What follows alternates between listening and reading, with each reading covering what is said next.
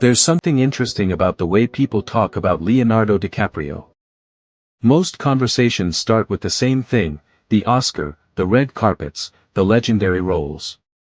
But I've always felt that focusing only on the awards kind of misses the point.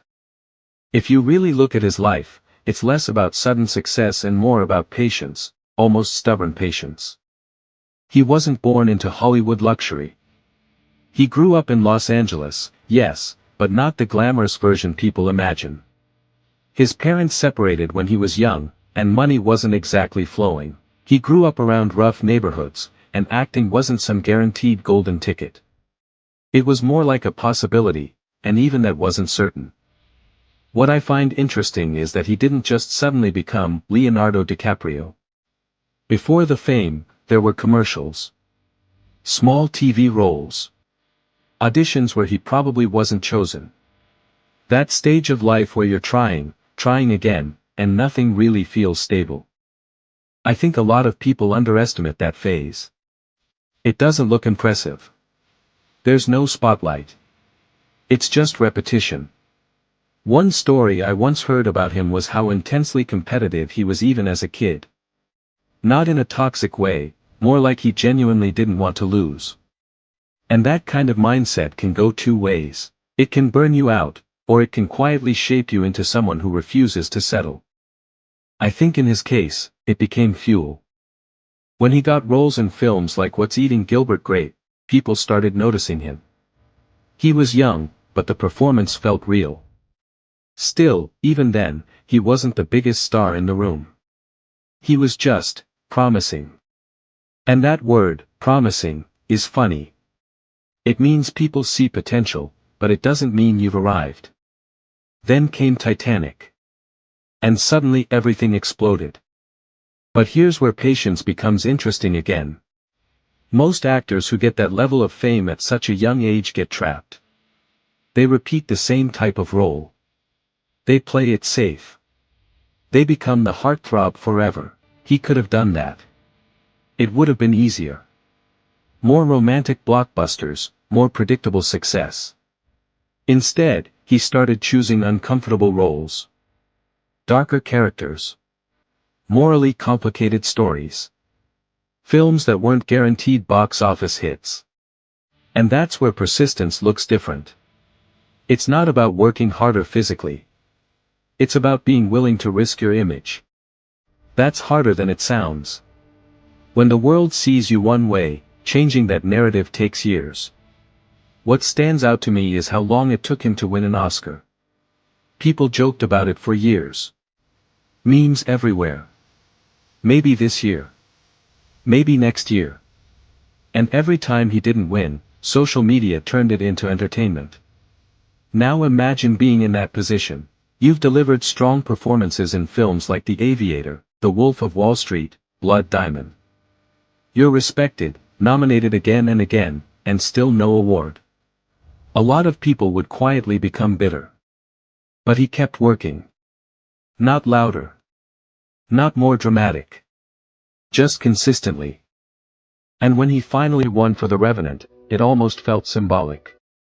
Not just for that performance, but for the years behind it. The cold shoots. The physically demanding scenes. The long career of near misses. Patience doesn't always look calm. Sometimes it looks like enduring public jokes without responding. Another thing people don't always talk about is his environmental activism. Long before it was trendy for celebrities to talk about climate change, he was investing time and money into documentaries and foundations. That's another form of persistence, caring about something even when it doesn't bring immediate applause. If I had to pull a couple of life lessons from observing his journey, not in a motivational, do this and you'll be rich way, but in a practical sense, here's what stands out to me. First, long-term identity beats short-term validation. After Titanic, he could have chased popularity. Instead, he chased craft. That shift probably protected his career. Second, staying relevant isn't about constant noise. Notice how he doesn't overshare his life. He disappears between films. There's space. Mystery. That restraint actually builds longevity. In a world where everyone is constantly posting, sometimes less visibility creates more impact. Third, losing publicly builds private strength, if you let it. Those years of Oscar losses could have defined him negatively. Instead, they became part of the narrative that made his eventual win more powerful. There's also something about how he collaborates. He worked repeatedly with directors like Martin Scorsese. That consistency tells you something. Persistence isn't just about pushing forward alone, it's about building long-term creative relationships. And maybe the most subtle lesson is this: evolution matters more than speed. If you look at his early performances and compare them to his later roles, there's clear growth. Not overnight transformation, but steady refinement. That kind of improvement usually happens when someone is more focused on mastering the craft than on chasing applause. I sometimes think about how easy it is today to quit early. If something doesn't happen within a year, we assume it's not meant for us. But his career shows a different rhythm. Decades, not months. Layers, not shortcuts. It's not even that he was the most naturally gifted actor of his generation, though he's obviously talented. It's that he combined talent with durability. And durability is underrated.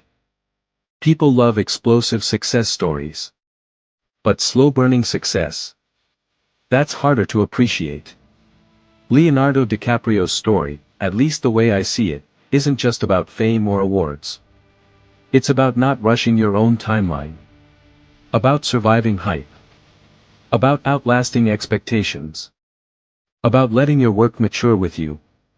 And maybe that's the quiet takeaway. You don't always need a dramatic breakthrough. Sometimes you just need to stay. To keep improving.